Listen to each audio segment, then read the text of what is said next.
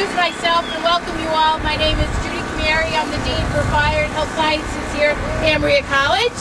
And we have an extensive group of students, alumni, faculty, and administration, which I'd love to welcome. But what's most important, you're in class right now. You are all participating in a fire protection systems course. This is part of a class. So for all of you who are not traditionally or academically enrolled today, we're going to enroll you into our class today and really want to welcome you. We have a very strong partner here in Paxton, and that's Chief Conti. Chief Conti has supported this program from day one. He supports it in many ways. He gives our students the opportunity to become members of his department, actually participate in fire and EMS activities, training, certification, and he has been very instrumental in many of our students upon graduation seeking and getting full-time employment. So Chief Conti, thank you very much for all that you do. We look forward to doing more. I like to kind of bring a hands-on education to the school, so without further ado, this is a student-driven project. The students did it all, so I'm going to hand it over to the students. Colin and Chris are going to be our MCs for today. They're going to talk us through the whole thing, and we're going to get ready to start the fire demonstration. Thank you very much. Good afternoon once again and welcome. So what we're going to do is we're going to start there are two units here. As they said, one of them has a sprinkler and one of them doesn't. So we're going to start off by lighting the unit that does not have a sprinkler. Now as it starts to progress, we start to see that it gets thicker. And as it gets thicker, you need to start to get out and crawl. And now, especially at this point, if you haven't already called the fire department, that is your most important priority. And once you're out, make sure that you stay out. So with this is going to be lit mostly by radiant heat that's traveling up the back now. It's going to come across the ceiling as soon as it hits different areas. It's going to gain more fuel.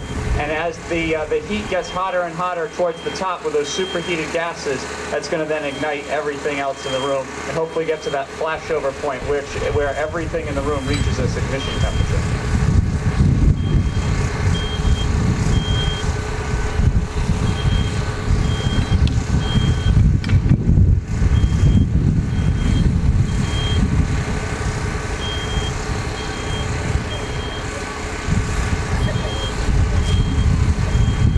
Now you can see the curtain has dropped, and that will eventually begin to work on the couch, and you can start to see that the smoke is getting a little thicker, which will progress over time.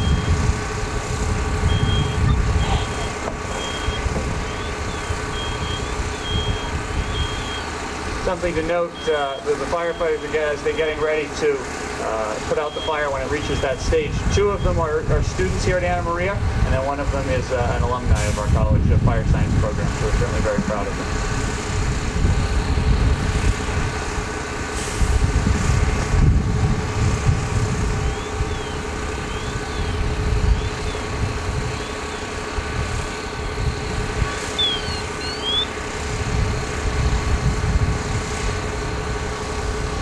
Another important piece of information to realize is that over 2,000 people die in residential fires a year. And this is about 80% of the deaths that occur in fires. So it's very important that if you do have a residential fire, that you get out as quick as you can. There we go. So there are 4 stages of fire we've reached. We've gotten through the incipient stage. We're now in the growth stage. Next will become fully developed. Once the fire gets fully developed, as soon as they begin to put the fire out, that's when you get into the decay stage. So you see the fire starting to roll across the ceiling now.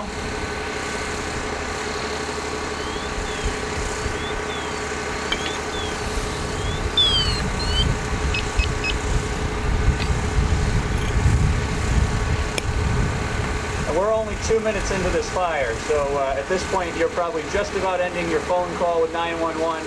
They're typing into the computer where the fire is, looking at mapping and hydrants, trying to figure out the resources to send.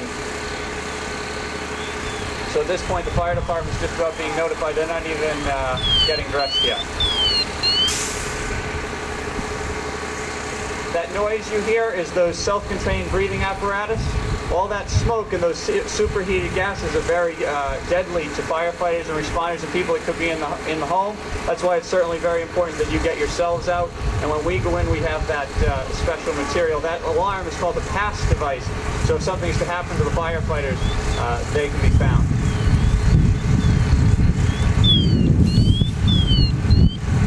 So with this wind, you can already feel some of the heat coming off of this, and we're about 35 feet back. Imagine the room right next to it. It's going to get a lot of radiant heat, which is going to cause the fire to spread throughout your house. Things that are in homes now, there's a lot of plastics and a lot of foreign materials. So all of that produce smoke that's definitely not good to breathe in. And on that, you can start to see the smoke getting black, and that is all of the plastic that Chris was mentioning.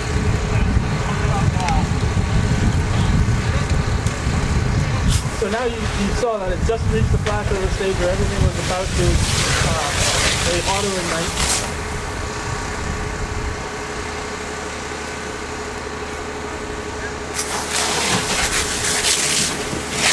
So this time the fire department is making what's called a direct attack. They're going right to the seat of the fire and putting the fire out.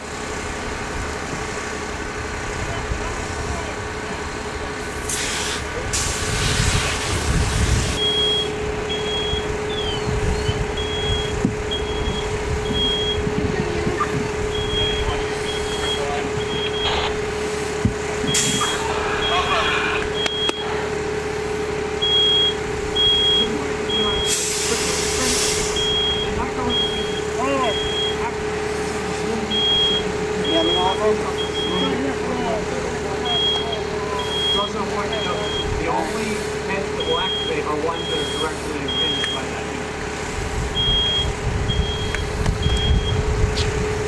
You gotta try to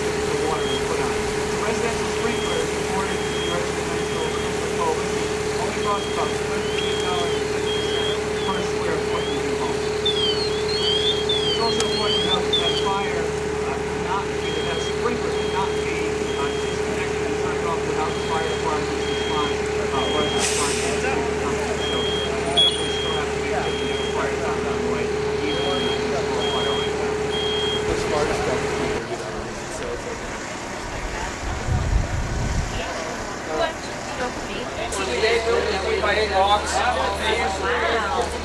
on the walls, small fire rings on it, really, but they shouldn't